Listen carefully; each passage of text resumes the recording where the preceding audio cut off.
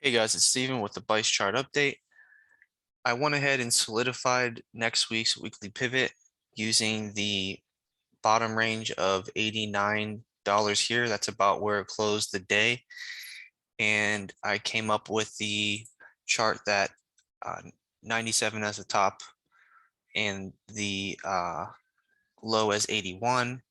And it actually gave the exact same support resistance. And that's because these are exactly $8 away from each other. And all that the pivot chart is just a calculation of these three factors divided by 3. So that's why we have the symmetrical uh, pivot chart here. And it's staying pretty true to the longer term chart that I made here, which is we have this $90 range that the price likes to gravitate towards.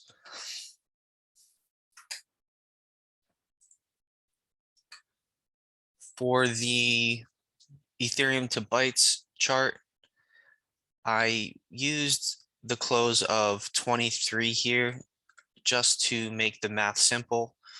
The beginning of the week, we started at 20 here and the top of the range as 26.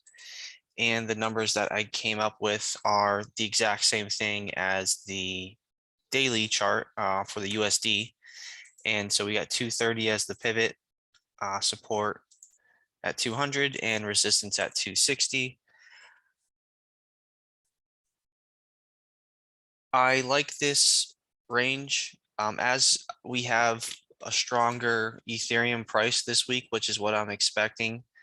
I expect this central pivot to be considered about $90 here, maybe even a little higher. So that's definitely good to see the central pivot moving higher. That means we've got support, and that's what we want if we're bullish. My liquidity range did pretty well. I gained about $500 in fees today, and uh, I'm not sure exactly what's going to happen, but I'm going to be happy either way. Hopefully we can have some more accumulation in the zone here, but either way, it's fine. I'm happy with where the price is right now.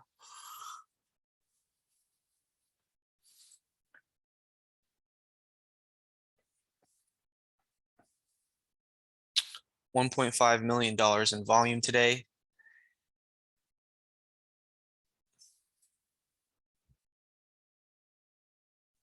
We had a few new season 1 citizens added here, so that's why the floor is down. The yield floors are about the same. Land floors, we had a new list here to bring down the price. No big deal. And the outer identities are doing pretty well. The floor is rising. We were at about $33,000 yesterday. So great to have that. Got 3 new holders. The supply's up 2,938 and the market cap is down due to the price being down.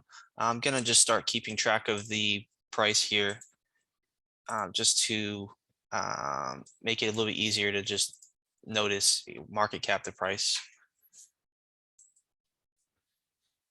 And for my position, I used $1,000 because that's what happened at about 4 o'clock.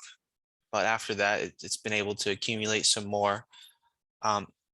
What's kind of strange when I do chart using the DEX tools, you'll have like a current price of 2415, which is different than what's being showed here. We got 2438. So it's a little bit different. I think it has something to do with how liquidity pools work and how much Ethereum or Bytes are available and what price it gives as far as choosing what price it is for providing liquidity and where the fees are allocated.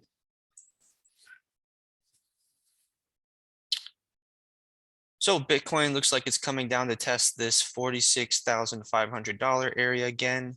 That's completely fine. Ideally, what I like to see in stocks and with crypto too, being traded on the stock market, if we could get a close or an open in the stock market around this $46,500 area. I'd like to see that, and then uh, kind of like a gap down type of thing. And when you have a gap down, you'll see that uh, the stock usually tends to get bought up. So for example, here you have a gap down, and we can have that get bought up. So it's just a certain pattern that I see. And then in stocks, when you see gap ups, that usually is a bearish thing. Just a pattern thing that I recognize, and just wanted to point that out.